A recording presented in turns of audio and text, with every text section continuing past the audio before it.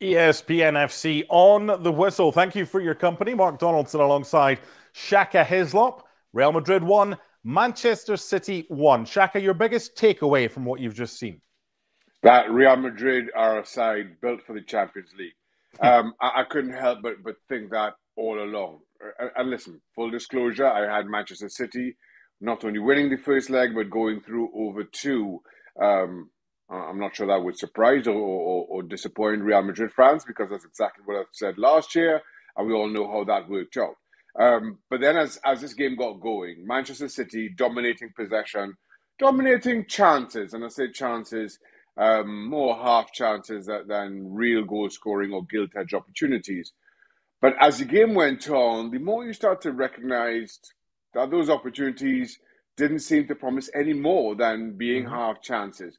That Manchester City were struggling to get Haaland on the ball or meaningful chances in the box.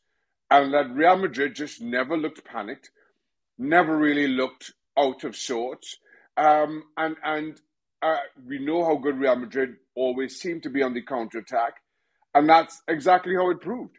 We've spoken a lot about Vinicius Jr., not just in the build-up to this, but it feels all week, all month, all season long, and how easy it is to wind him up and get him off his game. And while that's never really a Manchester City go-to or City a Pep Guardiola go-to, Vinicius Jr.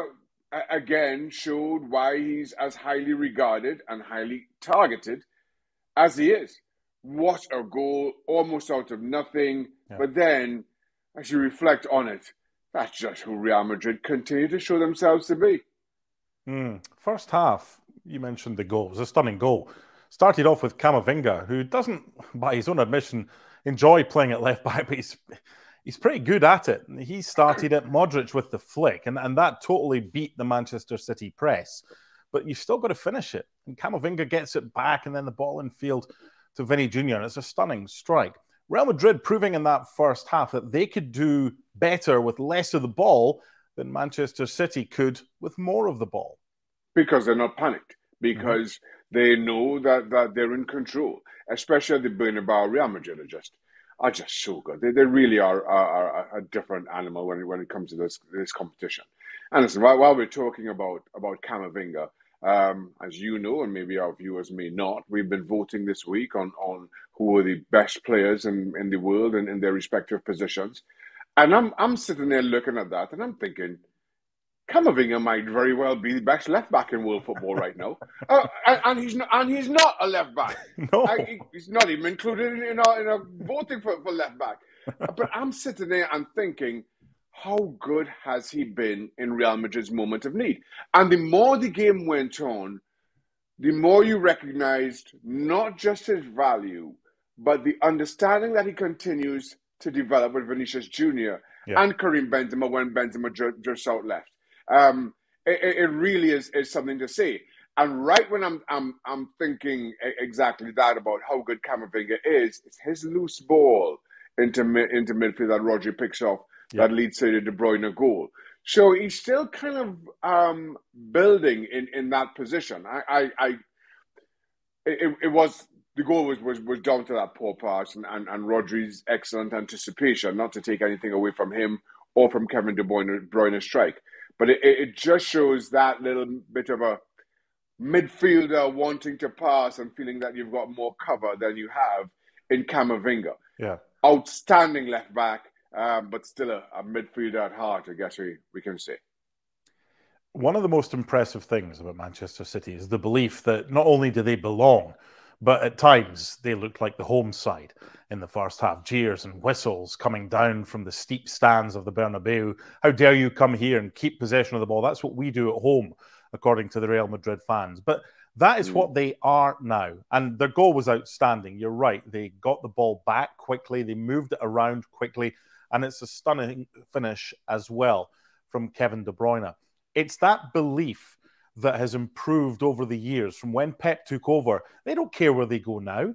And prior to De Bruyne's goal, I think it would have been tough to say who the favourites for the second leg were if Real Madrid had gone into it 1-0 up. It might have been a toss of a coin.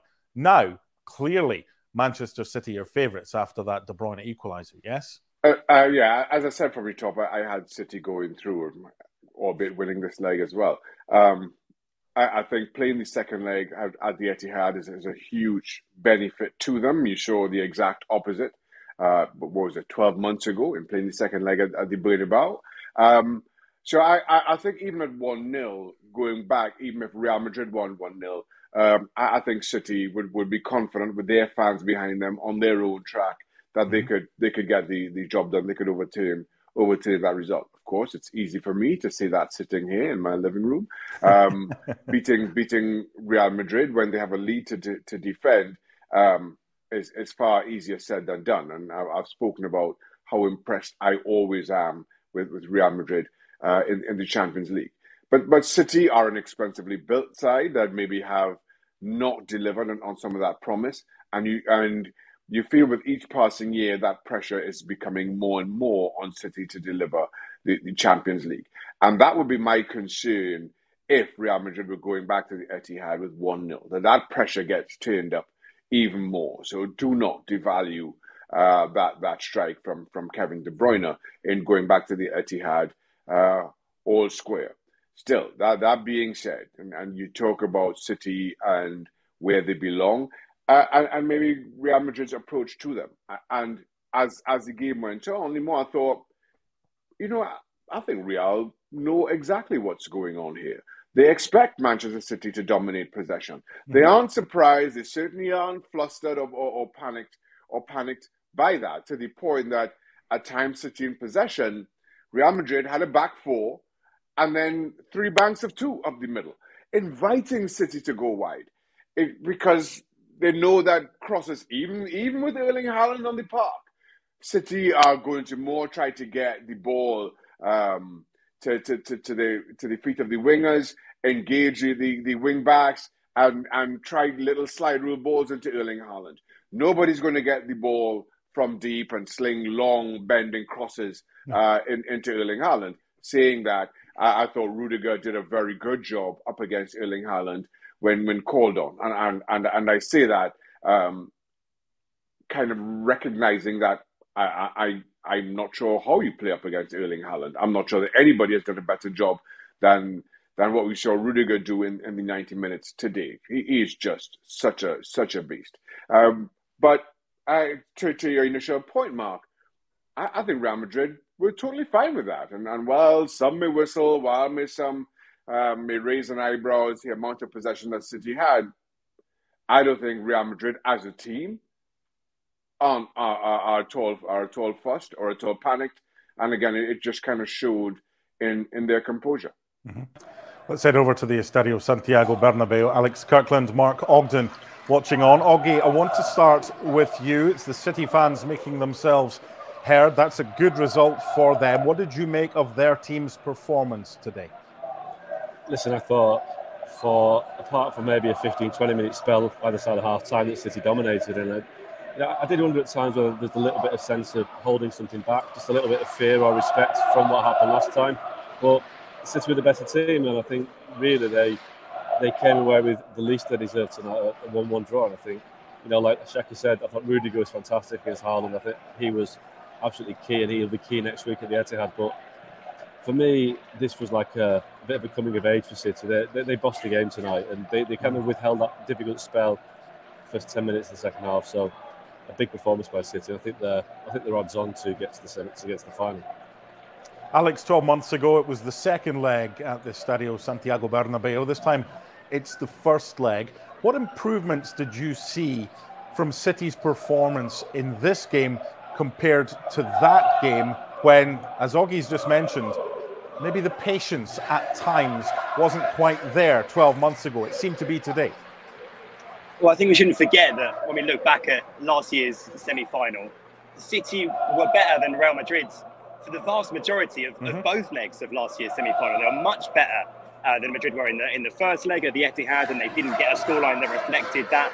And here at the Bernabeu in the second leg, City were the better side, and they were pretty much up until added time, where Madrid scored 3 goals in 6 minutes to go through, and left everyone scratching their heads and wondering how they'd done it. And maybe this was a slightly more mature City, but I also have to say, up until De Bruyne's goal, I thought this was pretty much textbook Real Madrid as well, in that you look at Madrid sometimes and you sort of catch yourself wondering, well, how good are they? They haven't got much of the ball. They haven't had any shots on goal. But then all of a sudden they get a half chance through Vinicius and boom, they've got that quality to score. And I think they were fairly happy to let City have the ball, especially in that first half, and keep it tight and sit quite deep and look to hit on the counter with Vinicius. I think Madrid would have been pretty happy with a lot of that game, even when they didn't have the ball. I think they'd have been very happy to keep Erling Haaland so quiet. I think he had 22 touches, the fewest of any player on the pitch. Didn't really have a proper chance. There was that one chance for him in the second half. And you guys mentioned Rudiger. I would shout out David Alaba as well and say that Rudiger and Alaba as a pair were really good and they complement each other really nicely. And it was Alaba with a slide tackle on Haaland when he did threaten to get in that second half. Thanks so much for watching ESPN on YouTube. And for more sports highlights and analysis, be sure to download the ESPN app. And for premium content and live streaming, subscribe to ESPN Plus.